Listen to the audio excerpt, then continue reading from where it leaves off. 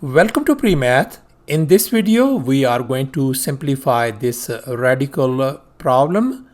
4th root of 5 minus 1 times the 4th root of 5 plus 1 plus 4th root of 125 plus square root of 5. Please don't forget to give a thumbs up and subscribe. Let's go ahead and get started.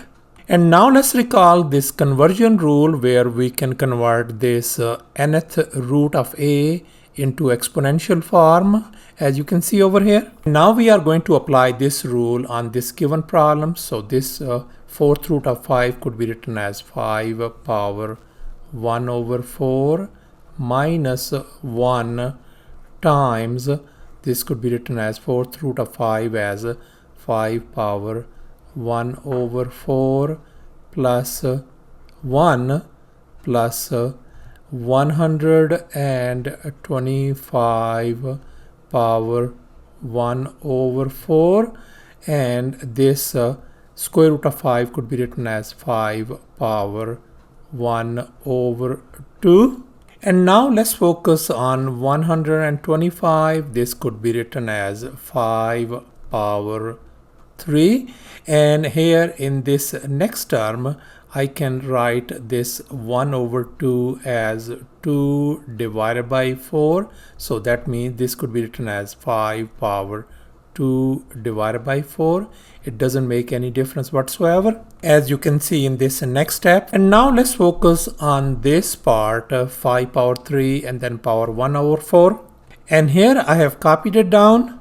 And now let's recall this power rule if we apply on this one. So this could be written as 5 power 1 over 4 and then whole power 3. And now let's focus on this part now, 5 power 2 over 4.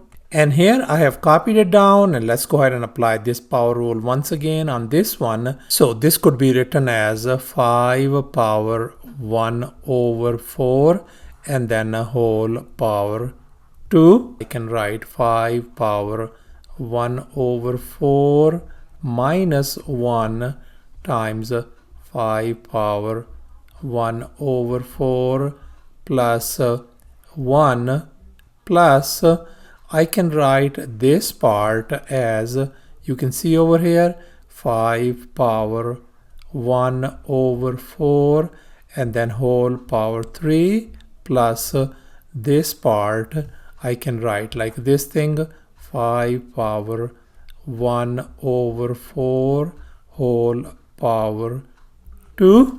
And now if we can see that we have 5 power 1 over 4 is common across the board. So therefore, to make our job easier, we are going to make a substitution. So therefore, I'm going to let x equals to 5 power 1 over 4. So therefore, we can write this one as x minus 1 times x plus 1 plus x power 3 plus x square. And here in this next step, I have rearranged this polynomial in a descending order.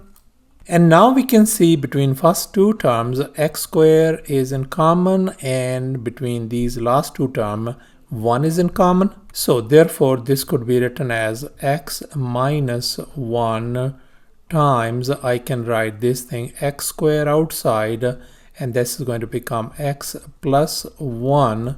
And here 1 is in common, I can factor it out, and we got x plus 1.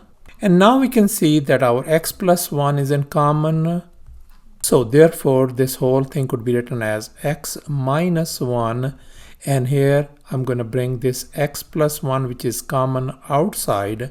And this could be written as x square plus 1. And now let's recall this identity a minus b times a plus b. I am going to apply these first two factors. So that is going to give us x square minus 1. And then I'm going to write down this part as it is, x square plus 1. Now we are going to apply this identity once again on this.